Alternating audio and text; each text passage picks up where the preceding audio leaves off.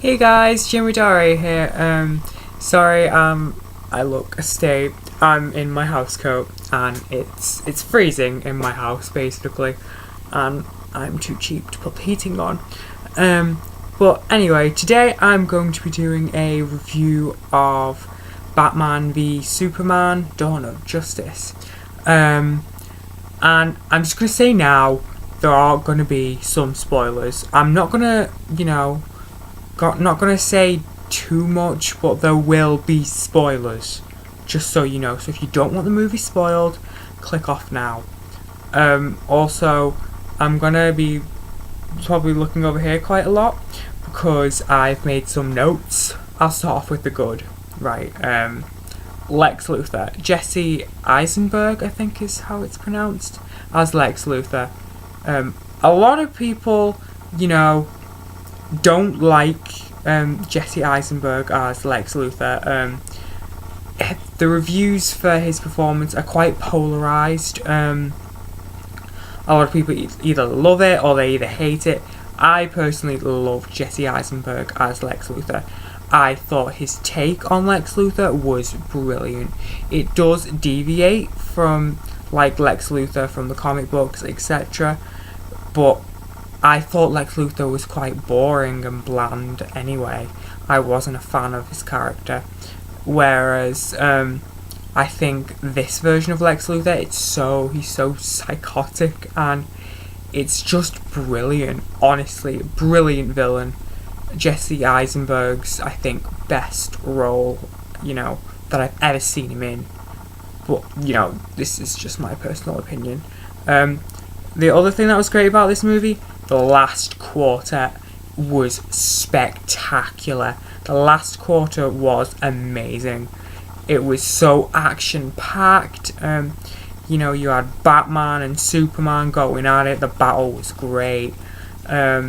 And then after that, there was a bit, where Batman, Superman, and Wonder Woman team up and fight the big bad of the movie, which I'm not gonna.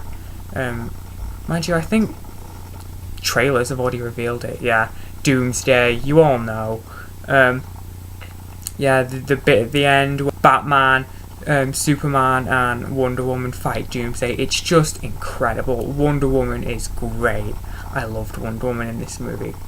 The ending is where she really shines because she doesn't get that much justice throughout the rest of the movie, put it that way. The Dawn of Justice is not for Wonder Woman. But yeah, right. That's the good part. The last quarter, unfortunately, doesn't save the first 3/4 of the movie. The first 3/4 of the movie are quite dragged out and a little boring. I feel like they keep labouring the same point over and over again, and that's that Superman, although he is a hero, he saves lives and does amazing things, there is a major negative side to him. All these people that die in the crossfire of his battles, and the fact that he's an alien that could at any point wipe out the human race completely.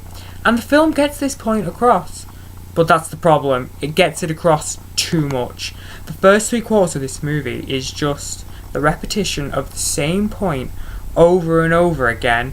Like there's a scene from Bruce Wayne's point of view where you see the mass devastation caused from the end battle of Man of Steel.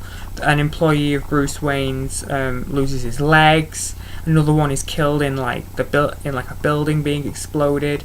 You see this little girl whose mother has just also been killed in this same explosion. And this is just the opening. I already get it.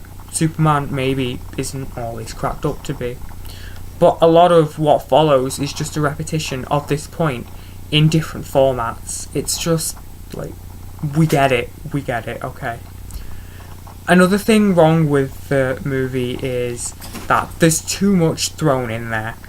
There's like this part where Batman has this weird dream sequence about Superman turning evil and saying Batman has taken Lois Lane away from him. And then when this dream sequence ends, another one immediately starts where the Flash appears and tells Batman that he was right about Superman and that Lois Lane is the key. It's all very vague, but I'm assuming it's this is a reference to like a future movie, and Lois Lane is probably gonna die or something, and Superman will lose his shit. But that's it. It's not explained, it's just thrown in there and it's left, and you just have to work it out for yourself. And it just seems so out of place, and it's really disorientating, if you know what I mean. There's also too much, like, in terms of the heroes as well. Obviously, as you now know, the Flash is in it for a little tiny bit. There are also tiny little cameos from Cyborg and Aquaman, I think his name is.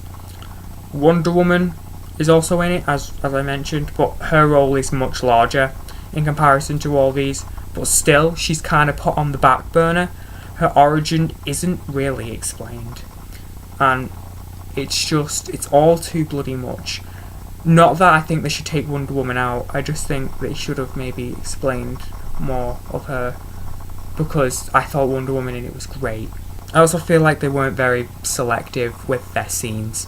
Apparently they're going to include a lot more cut-out scenes in the DVD release, but here's the thing.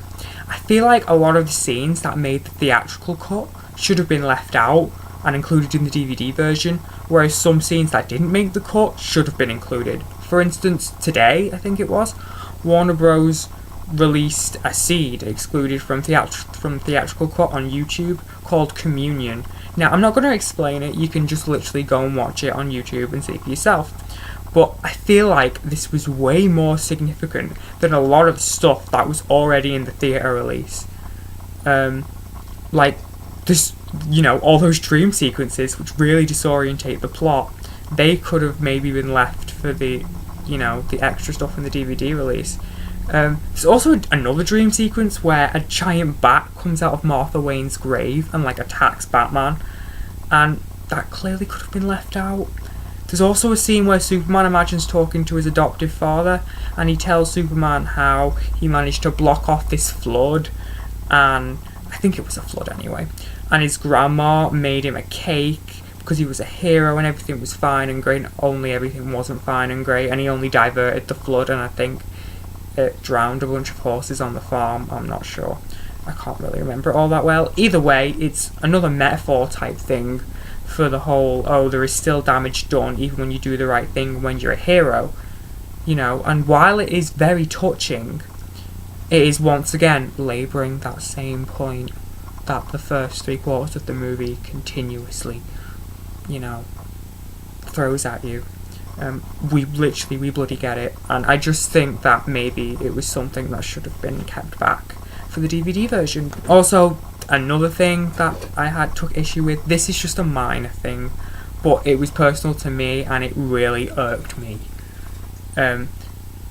Probably because I'm a fan of this character, and that is the treatment of Mercy Graves, Lex's personal assistant.